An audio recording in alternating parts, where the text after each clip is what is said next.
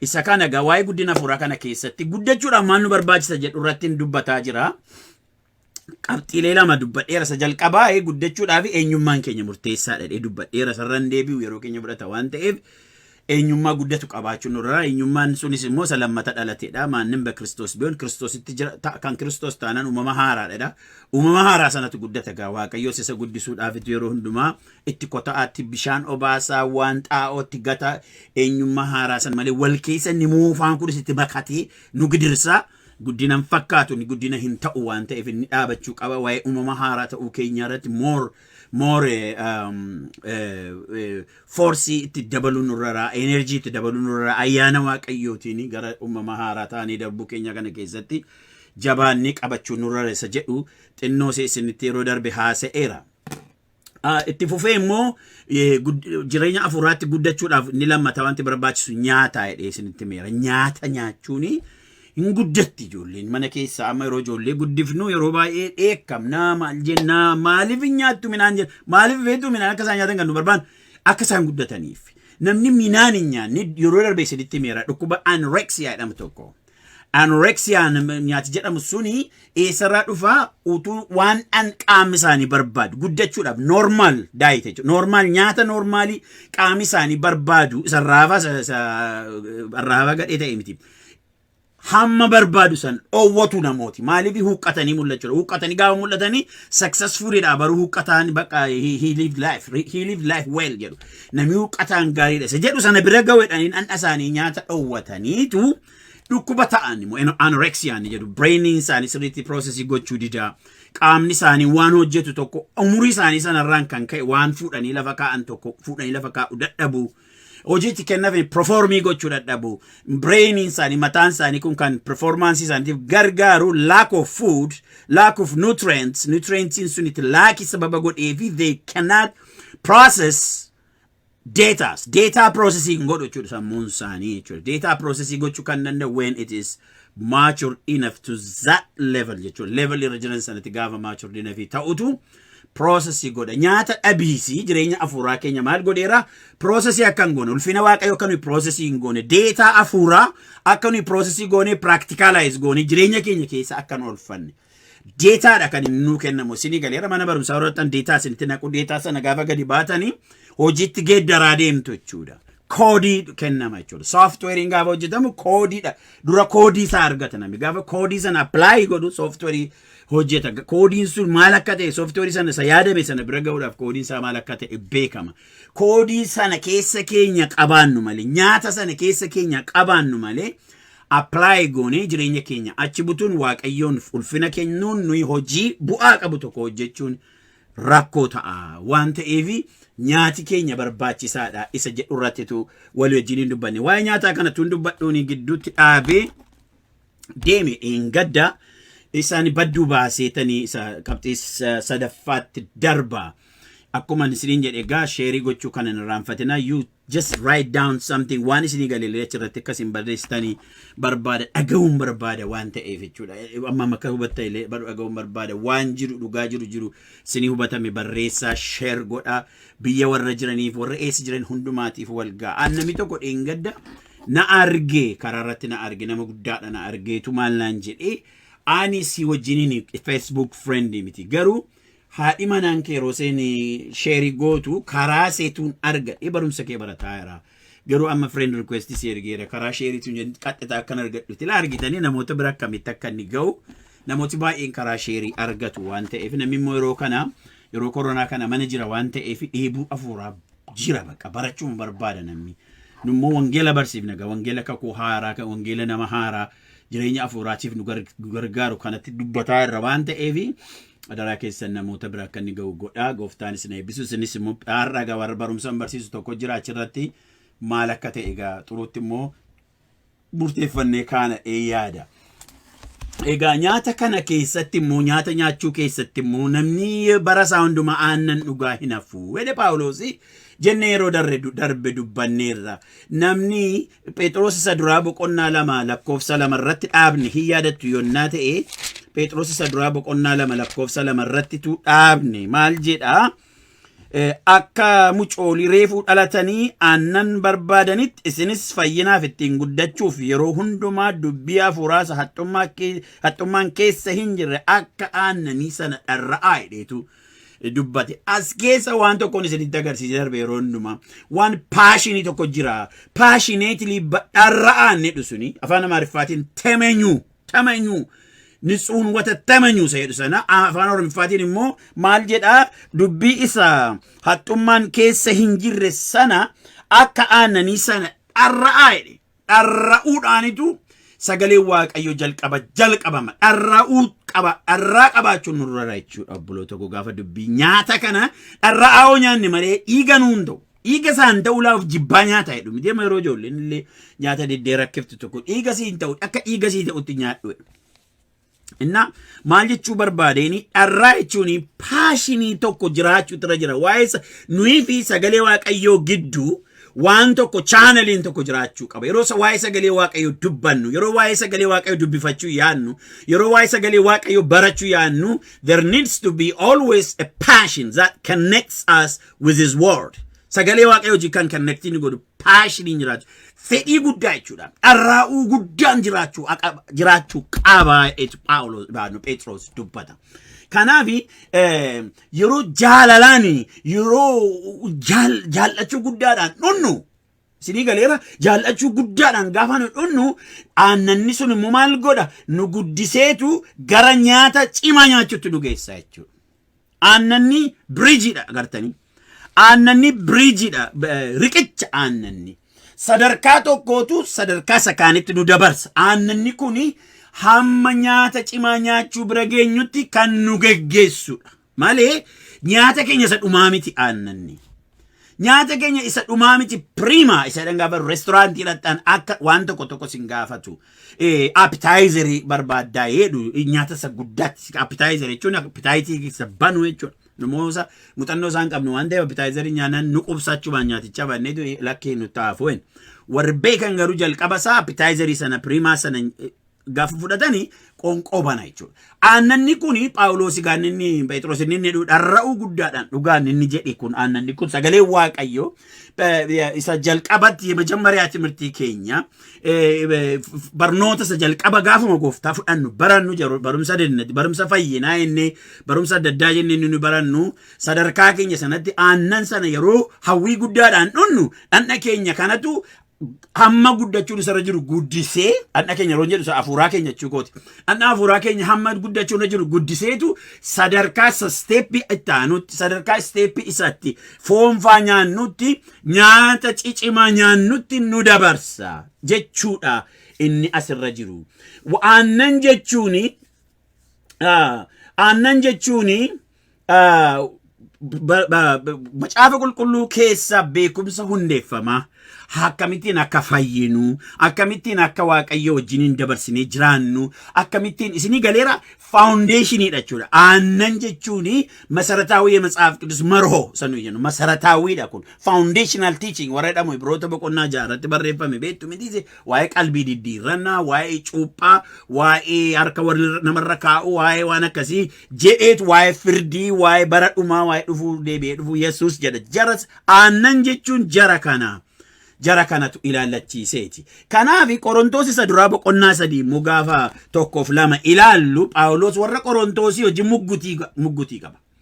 Muggutii jire guddina furaan jiru taanaan muggutii fi dabbaloota ko. Walitti muggutuu qabnaa jechuudha. Guddanne taanaan muggutiin muggut argumentiin argue godhu warra Qorontos kana wajjin in ilaalla.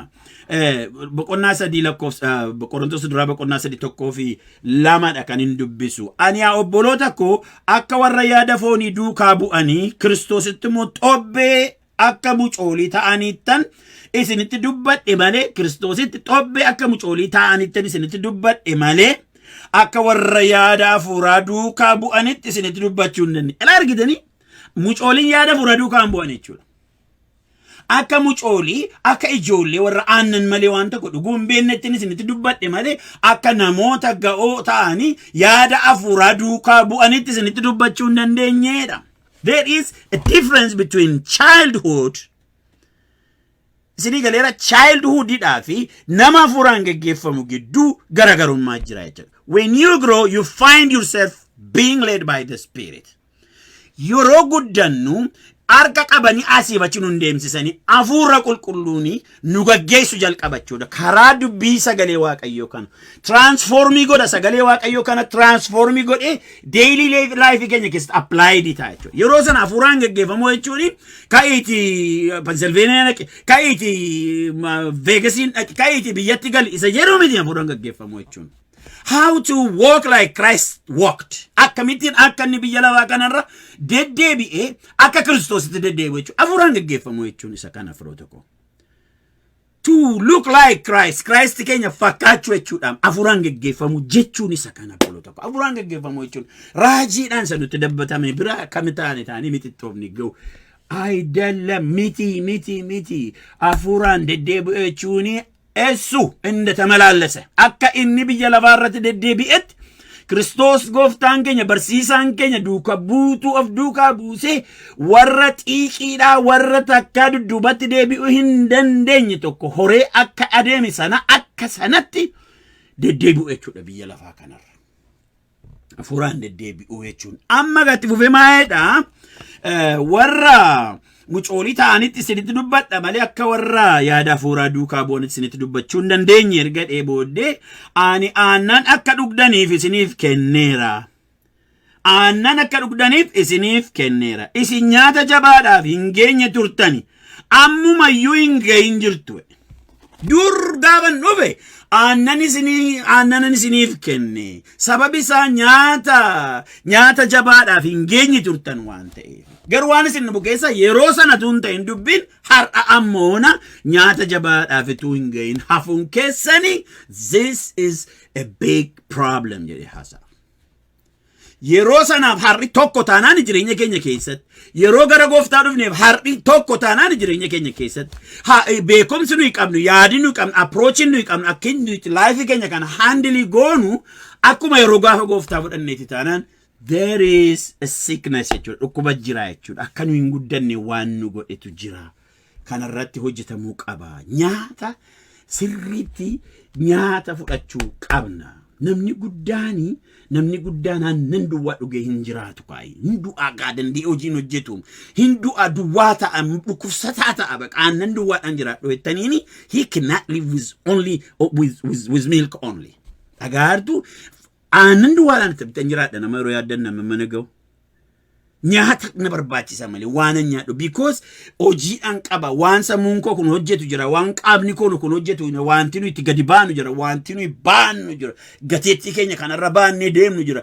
Unless we eat properly nyaannu taana we cannot carry out our responsibilities. That's it. Properly isin jedheeran not too much not too less. Properly yoo yaanne malee akkamittiin dandeenye baannan responsibility keenya a family responsibility keenya spiritual responsibility keenya ministry vision report missionary responsibility keenya how can we carry out for God's sake if we don't eat properly? Nyaannu sana seeraan nyaannu taanani amma har'a rakkina gadatu jiraam kanaaf nasirratti turaaman taa'e namni midhaan afuuraa nyaachuu dhiiseera baqa dhiiseeraan isiniin jedhe waanuma adda duukaa bu'uudha baqa charchiirraallee kan isaanii namni yeroo sagantaa bulluqaa wayii tokko jiru bulluqisaa awwaarri ka'eessa biyyaa tokko beektu ta'een beeku asillee awwaara maalii jira awwaarri ka'e mana wal arguu madhabdanii awwaarri ka'e ajab godhamee baqa qawxii ta'e. Gaafa waa nyaachaa gaafa namni waa nyaachisu dhufoo dhiisaa baqa. Gooftaadhamtu nu gargaaru jechaa ta'a namni. No. Midhaan nyaachuu baruu qaba uummati keenya. Midhaan nyaachuu baruu qaba kiristaanonni bara keenya. Midhaan nyaachuu baruu qabna. Kanaaf waa baachuu dadhabne. Kanaaf responsibility dadhabne. Xirrii qabaatu jennu waamicha wangeelaa qabaatu jennu waan tokko performii gochuu dadhabne. Waan tokko gochuu dadhabne inni nuyi rakkannu maaliifi garaatu nu duwwaadha. Garaa duwwaa attamitti namni gindillaa baata. Garaa duwwaa attamitti namni lafa dheeraa tabbaba irraan gadee bu'aa yeroo darbee saditti meera yeroo tajaajila deemnu al tokko halkan guutuu tajaajilaa bullee seef biyya gaara gidduu enna biyya seef jedhamu Jimmaa Warroo keessatti. halkan guutuu tajaajilaa bullee gaafa ganama kaanu qonqonni cufameera waa nyaachuu hin dandeenye. Lakki lafis hin deemtan kun cimaadha. Nyaadhaadhaan armeen sun. Maaltu nyaata? Kaane karaa keenya irra buunini garaa duwwaa. Isa booddee maaltu nu eeggata beektu gaara walal jedhamu nu eeggata. Gaara walal beektu gaara karaa sana dhuftan. Gaara walal keessanii lapheessa gate taati. Ada jirra baanan seeti.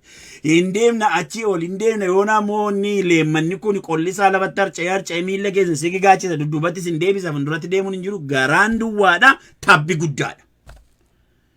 Hinduune baqa bishaan hin jiru gaara sana keessa wanti nyaatan hin jiru leemman nyaatture takkaa nyaadde garuu leemman taphiti nyaatu.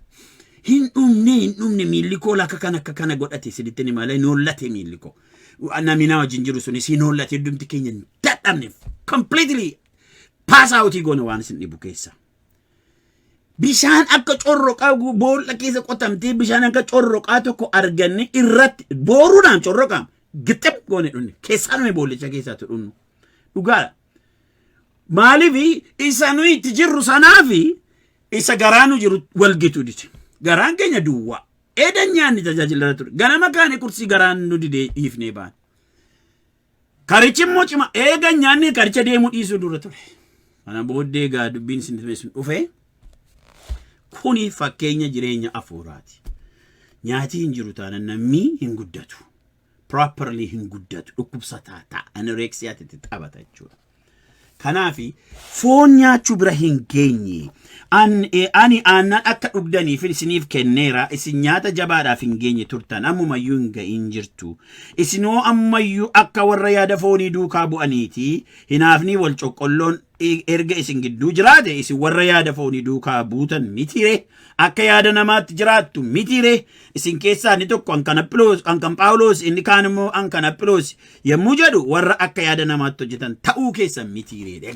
Function isaanii immoo agarsiisa laga waan inni jedhu galaa gaafa guddachuu diddan ijoollee taatan aannanni kanuma kana bira isin hin dabarsitu. Aannaniin jiraachuun kan Phaawulos kan Aphiloos kan maaloo kana baluuti jechuu bira isin hin dabarsu. Sana jechuu bira darbitanii hundumti keenya kan Kiristoos jettanii Kiristoosiif jiraachuu kan isin jalqabdanii gaafa achi sittanii nyaata jabaa foon nyaachuu jalqabdaniidha jedheetu dubbata. Nyaata jabaa yookiin immoo foon nyaachuu jechuun maa jechuudha? Waan dhugaa waan sagalee Waaqayyoo keessaa hubanne tokko hubannaa sagalee Waaqayyoo keessaa arganne tokkotti maayii baane kana booddee waan murteessinus ta'e waan goonutti itti maayii ba'u jechuudha. Hubannaa nuu kenname sana sagalee Waaqayyoo keessaa gaafa hubannaa argattu waa murteessuufis waa gochuufis isatti maayii baata hubannaa karaa sagalee Waaqayyoo sii dhufe. Foon nyaachuun jechuun gaalaasa kana. Nama foon nyaate sagalee Waaqayyootti maayii bayeetu decision isaa meeki godha. Sagalee Waaqayyootti maayii bayeetu ba'uuniif galuunsaa namoota wajjin interrelationship inni qabullee akka hubannaa sagalee Waaqayyoo keessa argateetti kan inni deemu malee akka gandummaa keenyaatti akka wal beekumsaatti akka warra qabalee tokkootti akka warra biyya tokkootti akka warra magaalaa tokkootti akka warra iddoo tokko hojjetutti miti.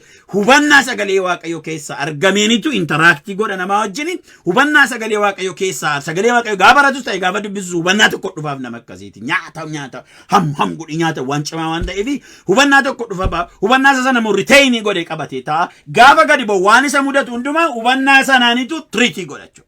Gaafa mana isaatii gadi ba'u hubannaa sanaan treatii godhatu. Mana isaa keessatti kiyaasii wayyoo ka'e hubannaa sanaanitu handlii godha jechuudha. You know, when we have that knowledge, when we get to that standard is an abragafa genyu, we always look for the word of God to be Waaqayyootiin qabanna waan qabanna jechuudha. Kanan barbaad sagalee Waaqayyoo duukaa bu'a. No, okay. Asirratti dhaabuun nu raraka. Akkasittis hin dubbannu, akkasittis hin yaannu, akkasittis mana keenya keessatti hojiirra nu oolu jechuutti kaana jechuudha. Maaliif dubbiin gooftaa baakii nuun godhu waan ta'eef yenna. Jaalalli suni qorquutti jechuudha. Qilximisaa qorqaara oola jechuudha. That is what God is looking for in our daily life. Jireenya keenya keessatti gooftaan kan inni barbaadu kana jechuudha. Ilaalcha afuuraa argachuu jechuudha.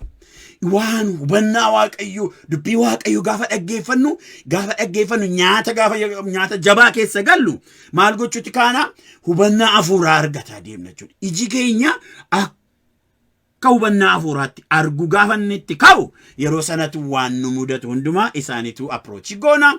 Ijoollee keenya isaan approach goona. Haadha manaa keenya abbaa manaa keessan isaan approach goona. Waan haala waldaa keessa jirullee hunduma akka sagalee waaqayyootitu handle goona. We all are sick and tired of this thing. Dhugaanis intima traditionii waldaa keessa waan hin taane godheera waldaa deformii godhe fokkisiisee jira. Traditionii keenya we don't listen to the word. Sagalee waaqa maal jedhaan jennu waan nuti dhagaametu arrabsutti kana nama mee bada siinii maaloo keenyan ta'u akka sagalee waaqayyooti yeroo ta'u waaqayyo irratti ulfaata. Maqaan gooftaa barabaraan kan eebbifame haa ta'u. Foon nyaachuu jechuun macaafa qulqulluu keessa gaaffiif deebii bahe tokko deebisuu jechuu miti. Dhageessanii gaaffii macaafa qulqulluu keessa gaafatamnu tokko deebisuu foon miti kun sinittan hima. Taa'isa shamaddaduu dandeessa sittan hima. Dhaggeeffadhaa. Foon nyaachuu jechuun immoo gara seminarii gara theology schoolii dhaquunis foon bira ga'u miti. Atti shawwadu. Foon bira ga'u seminarii መሄድ አይደለም ወገኑ seminarii መሄድ አይደለም ስጋ መብላት ማለት. Never. You can read and read and read and read and still be drinking milk. Agisani dubbisne amma you aannan dhugaa hafuu dandeenyani. Up until we start to put it in practice. Gava waan hubatte qabdu tokko ilaalcha kee gaafa ni jijjiiru. Gaafa ni completely ilaalcha kee jijjiiru. Nama Kiristoositti malee eenyummaa isaa gara biraadhaan beekuu gaafa dhiistu ilaalcha kee gaafa completely jijjiiru. That is when you are eating meat. Okay? Foon kanatti nyaataa jirtu yeroo sana jechuudha. Ilaalcha kee gaafa jijjiiru. Astasaasabin si qayyiraw sammuu akkaataa yaaduu keetii gaafa dubbii waaqayyoo jijjiiru. Maayittu kanan jedhaman. Akkaataa gavarni gaafa si godhu dubbii waaqayyoo dhugaan dubbii waaqayyoo kuni the whole particles of your life gaafa ni gavarni godhe qabatee taa'u. Oh my God. Yeroo sana gaa namichi qorqaara jechuudha lafa. Ila kunum nyaataran malkaan baaseera cuffata nama akkasii qilleensi ka'een kuffisu formidha argitanii cunchaa baaseera maskulaariidha jireenyi isaa lapheen isaa kun cunchaa qaba afuuraan nan zirdimu akka qilleensi dhufe hin kuffisu የሚመጣው የትምህርት ነፋስ አይወስደውም የሚመጣው የፈለገ ኮተታ አይወስደውም ይንፉዳቱን ኮተት ይመቅ qilleensi barnoota dogoggora qilleensi waan fedhe abdii kutanna nama akkasii fuudhee ndeewu because nyaqiidha ka jireenyi isaa. Hallelujah. Gooftaadhaaf galanni haa ta'u. Foon jechuun immoo warra kaan caalaa kutaa macaafa qulqulluu dubbachuu danda'u. Xiqsi maxqasaa አይደለም የተወሰኑ ጥቅሶች foon nyaachuu jechuun xiqsi ሲገጠቆሱ miti. Foon nyaachuu jechuun hundee aannanii irratti erga hundeeffamne booddee aannaniin erga hundeeffamne erga nuu kaa'ame booddee walga'ii lafatti amma laddoon amma taa'ee barsiisu kana jiru kanarraa gaafa kaatanii baatanii waan keessa darbinu hunduma haala hundumaa keessatti chaanalii waaqarraa argachuu jechuudha. Chaanalii waaqarraa keessa galu jechuudha. Gaafuma asii gadu wangeelaa arganne kaane miti asuma gaafa kaanu hundeeffama aannan dhuguutiin san hundeeffame irra jirra garuu gaafachi foon nyaachuutti gallumaan walga'ii sagalee waaqayyootti barsiifamu Bible study haa ta'u waldaa haa ta'u dhuunfaatti maatii wajjin haa ta'u dhuunfaa keenyatti immoo privately haa ta'u dubbii wangeelaa dubbifannee hafuura qulqulluudhaan sarkuleetii godhi jireenya koo keessatti na hubachiisi erga jennee booddee achi gaafa kaanu right away chaanalii waaqarraa keessa galu jechuudha. Connecti gochuudhaan waaqaa wajjin jechuudha. Connecti sin godha bakka sagalee waaqayyoo jechuudha. Gaafa wode connecti si godhu you don't see everything as usual. Akka duriitti ilaaluun jalqabde jechuudha. Completely ilaalchike chaanalichi sitti gaxxamameera chi gadi waan ta'eef. Hallelujah.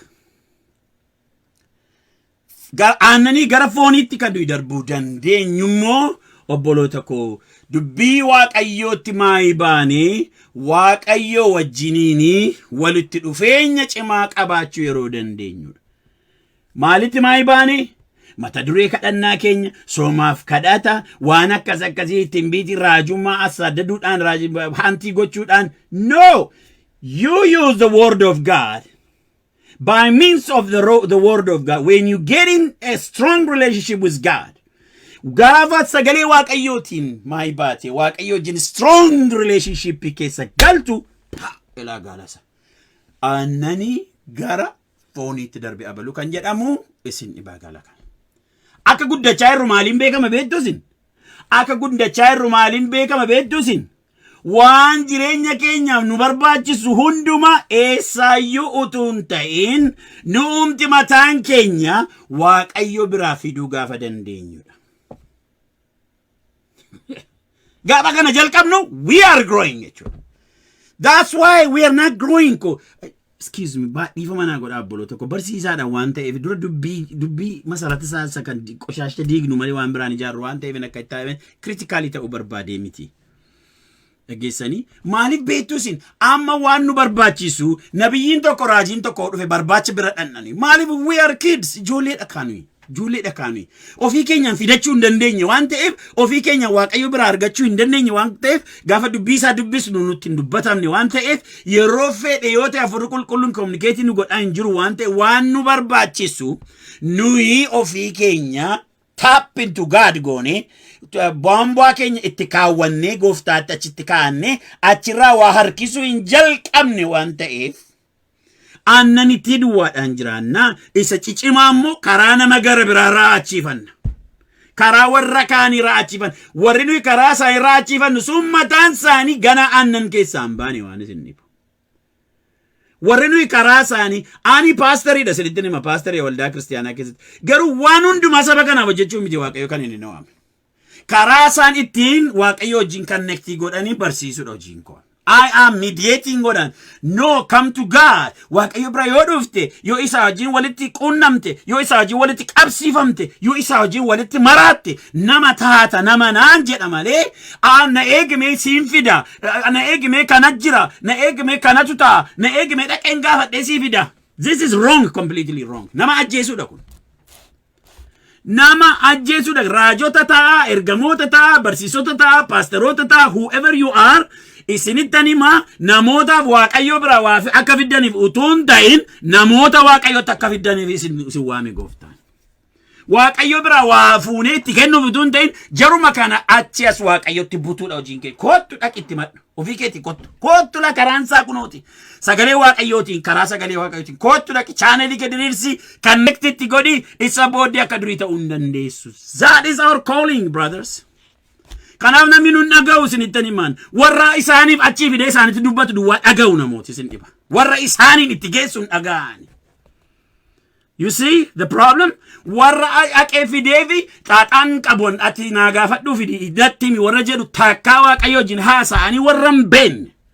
Takkaa waaqayyo abbummaan isaa maqaadhumaan akka abbaa biddeenitti hojii jiraatu wal arganii waliin haasofne amantoota akkasii qabannee deemnaani. No. Ijoollota yoo ta'an immoo nuyi dhaaltuu isaati. Dhaaltuu isaa yoo ta'an harruma kana dhaalla malee bar tokko miti ammuma kana dhaalleerra nuyi. Itti haasa'uudhaaf gidduudha golgaan sun jigeera dallaan diigameera nuyiif waaqayyo kallattiidhaan walitti akka baanu ta'eera Kiristoos gaafa inni du'e. Walitti baaneerra manni qulqullummaa maal ta'e golgaan sun maggaarrajaan sun hin tarsa'e inni achi gola qiddiste qiddisaanii keessa taa'u qulqullootaa keessa taa'u waaqayyo saba isaa bakkee dajjii taa'u wajjiniin kallattiidhaan gidduu kana kan jirtu hundumtuu diigamee ciramee tarsa'eetu walitti baane namni waaqayyo walitti bakka haasa'e amma ichuutti ka'e waaqayyo. Giddu deemaa liqa kaayini hangafa lubaa sin barbaachisu waan biraa sin barbaachisu isaan wanti isaan godhan akka itti gara kottol galtee ana hojii yeroo dabarsitutu training sii kennu instruction sii kennu si jajjabeessu natti si oofu malee waan biraa fidanii sitti muudhaaf miti waamichi isaanii. This is not the New Testament design obboloota ko design New Testament waaqayyo biraa namaa waa finne itti muumiti. Baheed nibet maanef nefe jemmer no. Why? We're not grown up. አዳልት ቢዲኑይ will children ልጆች እንደመሆናችሁ እንጂ ልናገራችሁ አልቻልኩም ሄደ ጳውሎስ ወደ ቆሮንቶስን ይላላሲን ጋበ ቆሮንቶስ ከነ ሞዳጠን ይላልተኒ ከናና ፉረ ቁልቁሉ አዋሪያቲ ዋሜቀ ጉቴረ መንቸ ከይስ ከና ፉረ ቁልቁሉ እንዲያውም ለፍኒት ዱበቴ ወረ ቆሮንቶስ and still they cannot be communicated like an adult adult ትታሰው እንደንደኝ ijoolleedha waan ta'aniif aannan duwwaan ta'eef nyaata cicmaanyaachuun jalqabne waan ta'eef akkamitti isin taasa'uun dhabee isinii maal jettu tu raajii softanii utuu seexana baastanii utuu waan tammi kun ta'u inni tokko kan Phaawulosidha inni tokko kan Aphiloosidha maal amma kun Kiristoos gargar baheera jedhe Kiristoos amma gargar baheera amma kanatti halaalateenyi walilaal waldaan garasi waldaan garana waldaan afaan amaariffaa waldaan afaan oromiffaa namni amaariffa dubbatu namni oromiffaa dubbatu namni tigriffaa dubbatu namni afaan walaayittaa dubbatu har'a wal gaarriffatee maaliif jiraatu we have children kids sinan kanaaf when you grow when I grow all barriers will be broken down no barriers anaaf eenyuunu giddu waaqayyo jinin wal argaan mi waaqayyo jin dhaqee wal arge isinittani ma oh my god biyya lafaa kana irratti akkinni jiraati completely different it's all different story waaqayyo gooftaan hunduma keenya gargaaru ifama obboloo tokko dhuma irratti kan hin dubbisu ante isin barreessitanii yeroo baay'ee wadaajee maaliif hin dubbistu sanammi barreessu naan jetti hin dubbisuudhaaf yeroo argadhu waan ta'eefani calluma jedhee haasa'a calluma jedhee haasa yoonaas dhumarratti garuu dhugaadha nan dubbisaa deebiinitti kennas immoo baay'ee akkuma isin argitanii jechuudha amma kana boodeen nan rafoon naqennan taa'een dubbisa it blesses my heart laphee ko baay'ee na gammachiisa gaafan dubbisu dheekkamtan illee dhugaadha maaliif in obbolaadha karaa waaqayyo irra wal geggeessaa irra waan ta'eef kanaaf obboloota ko har'a waamichi waaqayyo nuuf godhu waamicha nuyi ittiin gara isaatti adeemnu malee nama gidduu raajii tokko barbaadadhaati yookiin paasterii tokko barbaadadhaati abbaa tokko barbaadadhaati inni waan na bira jiru fuudhee isinitti himuu isa jedhu hin qabnu nuyi kan nu shuumee fi Fissahaanii tajaajila barsiisa wangeelaa kenna paasterii waldaa Fullness of Christ'ti biyyatti Dambidoolo mulu wangeeliin tajaajilaa ture Finfinneetti akka kana biddoo baay'ee tajaajileera Pennsylvania tajaajileera egan Ameerikaa dhufeeyyuu biyya Londonitti tajaajileera as kunoo maaninni biyyi kun Kenya keessatti yeroo baay'ee tajaajileera wanti an yeroo hunduma namootaaf hawwu namooti kallattiidhaan akkamittiin akkasaa waaqayyo wal arganiin hawwaa fi ani gidduu dhaabee isaan gaafa wal argani tasaakkalli maaliti ko agaan bixannaa jechuudha maal gootu an gammachiisan hin danda'are ilaa gaafa isaa walitti bahani egaa walitti bahani walitti taasa'u miti inni immoo way keessa kaa'a maal si keessa kaa'ee gaafadhan immoo maali gaafarfadhu moo jedhe yookiin immoo lallabii jedhe yookiin kana godhi jedhe miti maarree kottu gaala mijeessaan immoo jedhan kana gaala wajjin ko warra waaqayyo waa keessa kaa'e warra waaqayyo itti guute warra waaqayyo dibe warra waaqayyo kaase sana nummoo maannoo jingee paasterooti immoo jara kana fuuneetu maal hiriira galchinee karaa waaqayyoon itti tajaajilirra buusne still wajjin communicate godhu gooftaa isaanii wajjin communicate akka waaqaatti akka isaan na ilaalan hin barba I am a simple person just I do this only by the grace of God ayyaana waaqayyo duwwaadha nama hojjetudha malee eenyummaan koo kanan hojjetu sin dhiba eenyummaan koo hojjetu eenyummaan koo still gara waaqayyo dhaqee waa argatu malee namatti fufuu hin dandeenyedha dependentidha Kiristoos irratti jechuudha dependentidha hundumti kee eenyu paasterii taanu raajii yeroo tokko arattenyaa Sillaasee fakkaatu namooti tokko Sillaasee arfaffaa fakkaatu namooti tokko waan dadhaban hin fakkaatan waan dogoggoran hin fakkaatan Sillaaseen saduma attamitti arfaffaa Sillaasee arfaffaa na seetaniin jedha mana keenya keessa gaafa isaa waan baay'ee nagaa gaafatan ijoolleen sochi kara kana godhe I'm not the fourth part of Trinity jedhan baandi ጊዜ ሁሉ ቦታ መገኘት አልችልም በአል tokkicha iddoo irratti argamuu hin danda'ani amma sinjiraan raate bakka Yesuus duwwaadha iddoo walitti kan argamu malee Fissaan al tokko iddoo tokkotti argama hamma iddoo sana dhimma isaa fixutti eegaagaan jedha argitanii we are not third fourth Trinity miti nuyi Trinity ka quadrinity tu ta'e kamsaan beekon nuyi namoota mere person mere human being namootatu gara Kiristoositti geessina erga gooftaa fudhatanii illee gaafa treenii goonu aannan nyaachifnee aannan kana booddee moo namana nyaatatti gaafa nyaata nyaachuutti kaatu maal taata beektaa dubbii waaqayyoo gaafa dhageessu iji kee hin banama. Understandingii way argatta, hubannaa way argatta. Akkamittiin akka jireenyi kee kun transformidii ta'u sagalee waaqayyoo si hubachiisa. Kana booddee waaqayyoo wajjin connectii goota, dubbii waaqayyoo argatte kanammoo hojiirra oolfataa deemta. Akkamittiin akka ijoollee kee guddiftu, akkamittiin haadha manaa kee treasury ka gootu, akkamittiin akka hojii kee professionii keetiin illee hojjettu. The word of God will equip you. That is my duty. Equipisi gochuudha. Gara sanattis geessuudha. Jedha akka kanattiinitu waaqayyo gooftaan nu gargaaru. Ibroota boqonnaa 5 dhaqee dubbisamee obboloota koo. Ibroota boqonnaa 5 lakkoofsa 12 irraa akka kana jedha barreessaanii Phaawulos kuni Ibroota boqonnaa 5 irraa beektu gaannumti keessan warra dhaggeeffattan kun baay'een keessa namoota hojii dubbii gooftaa dubbifattanidha namana. Boqonnaa 5 lakkoofsa 12 irraa maal jedha? Isin yeroo kana barsiisota ta'uuf kan maltan turtanii. Duruma jiran rakkinni kun argitanii amma bara keenya keessa miti kan inni kee duruma jira la bara Phaawulos faallee tajaajilan rakkinni kun jira, rakkinni amuratu guddachuu diduu kun jira jechuudha. Abeet maatam godhu jedhee. Isin yeroo kana barsiisota ta'uuf kan maltan turtanii amma garuu dubbii waaqayyoo isa gara jalqabaayyuu nama hiikee isin barsiisu aannan dhuguun barbaachisu nama hiikee isin barsiisu isin barbaachise. Qooda nyaata jabaa nyaachuus warra aannan dhuguun barbaachisu taataniittu. Qooda nyaata jabaa nyaachuudha warra aannan dhuguun barbaachisu taataniittu. Oh my God jedha Phaawulos. Inni sulaada dhabneefi isinii koo yeroo kana barsiisota ta'uun kan isin irra turedha. Barsiisaa ta'uun kan irra ture baay'een jiru. Waldaa Kiristiyaanaa church planterii ta'e waldaa Kiristiyaanaa dhaabee disciple gochuun kan irra ture hin jiru. Har'a bafitsum leela isa dhiisaati waan biraa keessa galuu kan dadhabe. Abdiitu jira ammas kanaafi kanneen kana dubbatu. Ammasi barsiisaa ta'uu dandeessa. Ammasi waan guddaa hojjechuu dandeessa. Approachii kee sirreessidha. Aannan keessaa bayi nuffi aannan enjoyin godhi yeroo hundumaa. Aannan nuffi. Waaqayyo aannan nu nuffisiisu. Aannan enjoyi godhaa ooleetu. Hallelujah jecha manatti gala. Warri kaan immoo qorqiteetu nyaatti. Iseni gaafa nami barrisee boo barristeen baatu waldaa akkabaabiyuun turti. Waan meeqa ba'aa qabdi ka argite. Ba'aa qabu ka sinii galeera. Keessa kaa'eera ba'aa dubbii wangeelaa kun. Keessa kaa'eera. Waldaan kun karaa kamiin akka inni ol ka'u namni tokko namni lammata dhalate kamittiin akka inni karaarra bu'u kamitti akka inni disciple ta'u yeroo hunduma obsessed ta'u kanaan. Because wangeelli gaafa si keessa lixe. Oh my goodness. Gaafa wangeelli jireenya keenya keessa lixe dhugaan isinitti maa'anii jireenya akka gaafa sanaadha guyyaan nuyi itti enjoy goonu jiru. Dhugaa isinitti maa'u. Amma kan isan godhaa jiru kan akkawani maaliif godha beektu gammachuu guddaadhanaaf. Gammachuu maal waamicha kooti waan ta'eef. Gatiin isaa gubbaa jira. Kan inni gooftaadhaaf ta'u. Ilaagaa dhaggeeffadhaa gaattiin dubbisa. Namni aannaniin jiraatu immoo lakkoofsa 13 Ibroota boqonnaa 5 lakkoofsa 12 dubbisa.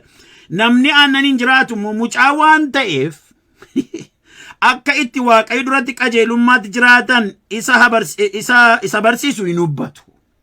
Namni aannaniin jiraatu mucaadha waan ta'eef akka waaqayyo duratti qajeelummaadhaan ittiin jiraatan hin beeku. Isa sagalee waaqayyo barsiisu hin beeku. Hin hubatu. Tasama hin hubatu. Akkamitti waaqayyo duratti akka qajeelummaadhaan jiraattu sila dubbii wangeela gaafa nyaata cimfattu si barsiisutti kaa hin beeku. Hin hubatu. Nyaanni jabaan garuu achitti nyaata jabaatti dabarru malee hin finnu sagantaa irraa boloota waaqayyo nu gargaaru.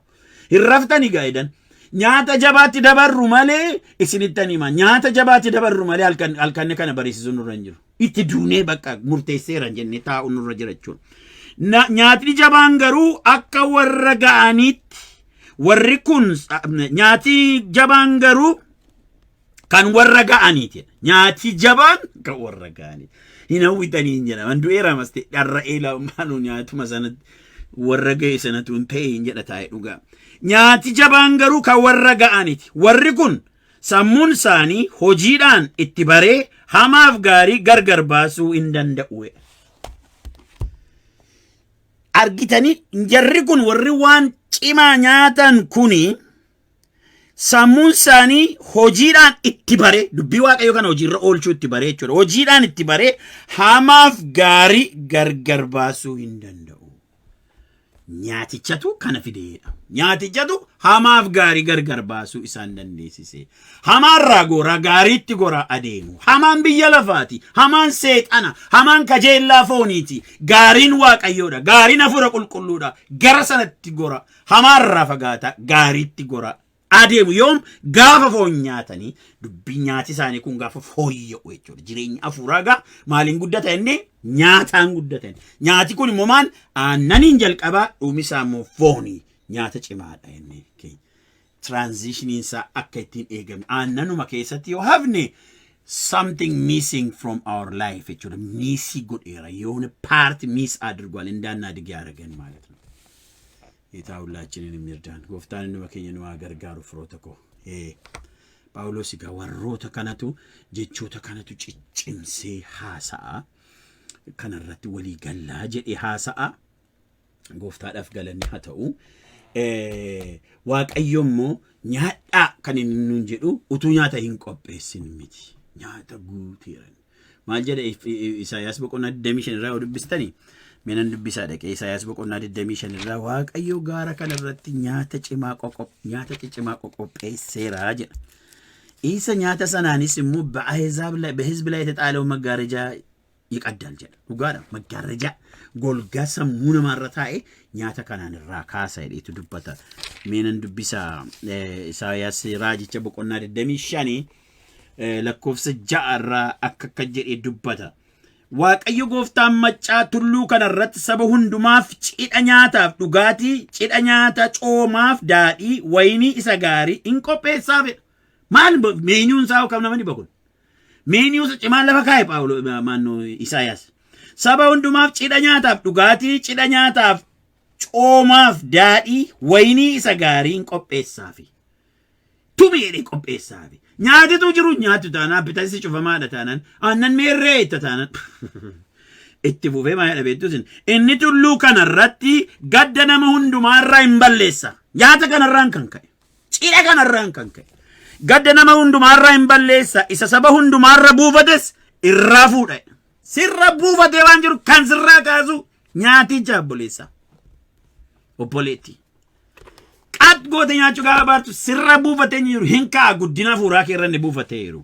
Gadda sitti namni mana kee keessa jireenya kee keessa excited kan ta'uu dadhabde gaafa nyaata kana kutuutti kaatu jireenyi kee bakka rejoice godha. Galanni gooftaadhaaf haa ta'u. Happinessiidhaan guutama maqaan gooftaa bara baraan eebbifa. Waaqayyo nyaata qopheesseeti kan inni nu waame. Maqaan isaa bara baraan kan eebbifame haa ta'u. Hallelujah.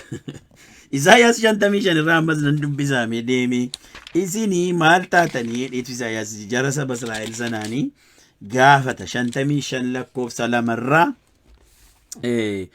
amma dafeerraadha yeroo kaan isin tursu jimaata dhufuun xumuraarran xumura yaadee ture qabxii gosa sadii duwwaadha sadaffaa kana gaafa jimaata dubbannee turaawwanna amma asuma irratti raadhasa kana 55 lakkoofsa 2 irraa akka kana jedhama wanta buddeena hin ta'initti wanta buddeena hin ta'initti maaliif horii keessan baaftu wanta nyaata hin ta'initti maaliif yeroo keessan baaftu humna keessan maafittuudha wanta isin hin quubsinetti maaliif dadhabdu wanta buddeena hin ta'initti horii keessan maaliif baaftu wanta isin hin quubsinetti maaliif dadhabdu wanta nama hin quubsinetti yeroo kee gubdee guddina dhabdee maa rakkattaadha. Ageessanii dubbii koo dhaga'a ilaa gartanii dubbii koo dhaga'a wanta gaarii ta'e hin nyaattu. Hallelujah. Dubbii koo dhaga'a wanta gaarii ta'e hin nyaattu. Dubbii waaqayyoo dhaga'u nyaata gaarii nyaachuudha. Nyaata gaarii ta'anii tumanii deeffachuudha. Hallelujah. Isa booddee amantoota akkasii gaafa biyya lafaarra baay'ataa deemtu yakki yarataa deema hammeenyi yarataa deema ajjeechaa yarataa deema Virusin kun illee yarataa deema. Wanti hundumtuu yarataa deema. This is a reflection of the spiritual world. Reflection biyya afuraatu biyya secular kan irratti mul'ata. Biyya afuraa keessa when we fall down, the secular world will fall down. Isinitti himu. Gaafa nuyi kan lafa afuraatti kufnu asii biyyi lafaan kufti. Biyyi lafa kan iseen talboojjooftee garatti gortu dhabdee fi nutu nyaata dhiisee jireenya definition qabu jiraachuu dadhabne. Barumsi koo kuni it is kind of strict. Beeka akkan akkas ta'e. Wanta isin qufsine maaf dadhabdu. Dubbii koo dhagaa wanta gaarii hin nyaattu. Nyaata gaariittis hin gammaddu. Dubbii koo dhagaa waan gaarii nyaattu. Nyaata gaarii sanattis immoo maal taatu hin gammaddu. Kan gooftaa garbaraan kan eebbifame. Maal gooftaa kana maal godhure? Maal godhure? Kana gala dubbichi argitanii nyaatatu nama guddisaa. Nyaatichis immoo dubbii Waaqayyooti. Revelation dubbii Waaqayyoo keessaa dhufu immoo gaafa ownii goonu. What revelation did you own so far? So hamma kana yeroo mana Waaqayyoo keessa jiraanne revelation maaliitu jireenya keenya keessa taa'e itti waa goonee beenna. Ask yourself of gaafa dhaame bolo tokko. What did I do? Have I ever done anything regarding to the Word of God? Okay? Have I ever decided anything based on the Word, the revelation of the Word of God? Have I done anything supernatural? Kan naturally alate want to go ebekan do biwa kayotti mai be wa murte se bekan wa modi se beka waniti it jeje itoko do biwa kayo kan ratwali ngelu di se bekan. Have I used ever? Jenni of gafannetu firoota koo isa booddee galgala kanaa kaasee garuu maqaa gooftaa Yesuusin jireenyi koo kana ta'ee hafanne gaafa murteeffanne sa'atii asii gara ciisicha keenyaatti adeemudha. Warra hojii deemuuf gaafa deemtan I do need the revelation of the word of God for my daily life gaafa jennu. Raajii Itoophiyaadha dawwalee akkasinaan jedhu akkasana naan jedhu. Ani paastare nama meeqa dhufe kaawunselingi na gaafata. Baay'ee natti raajame akkas godhi naan jedhanii bakka jireenyi koo bitaacha hafeedhu. ቀድሞ ነገር ህይወታችንን ጋይድ የሚያደርገው ነብይ አይደለም። ይገርማችኋል።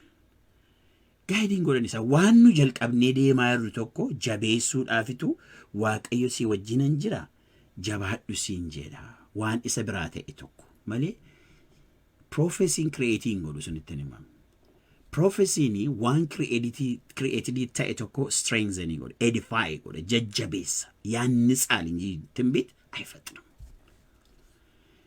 በውስጣችን አንድ አዲስ አይዲያ መፍጠር የለበትም። አዲስ አይዲያ የሚፈጥረው ይሄ እግዚአብሔር ቃል ነው። አም ፕሮፌሲ ነን ፕሮፌሳይ ጎዳ ነሞትስ ፕሮፌሲ ነትማኒኒ ድሬኒኮ ፓኤ ከራረቡ ኤዴም አን ፔንቴኮስታል ፓስተር ይዳው ብሎተኮ ፔንቴኮስታል ፓስተር አን ያን ፔንቴኮስቴላ ድሬኒኮ ኤርጎን ጉያ ጋፍ ጎፍታ በደቲ ካሴ ፔንቴኮስቴት ያደበ ይህም በይኩ ገሩ አካይለ ነምቺ ዘጎ ይገና ገዛ ኢዝ ፔንቴኮስታል ዳይ እኔ ጋበናን ያ ዊ አር Pentecostal with seat belt on.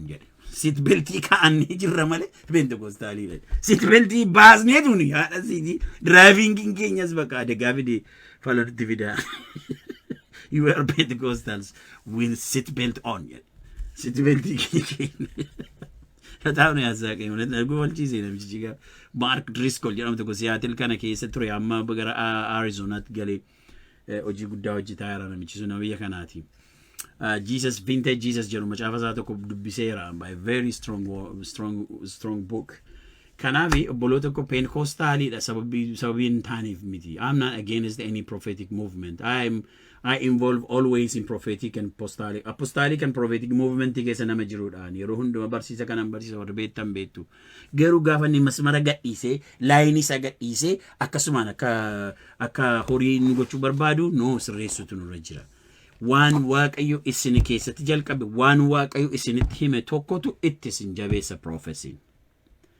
Karaarraa ba'uu yoo no karaarraan bahin deebi'iiti karaa sila waaqayyo jalqabsiisee irra deemii siin jedha malee karaa haaraa tokko jalqabdaa hin jedhu. Karaa haaraa tokko takkaa waan bira gahamee hin beekin bira geessa let me tell you, that is the only way, that is the only thing God communicates with you.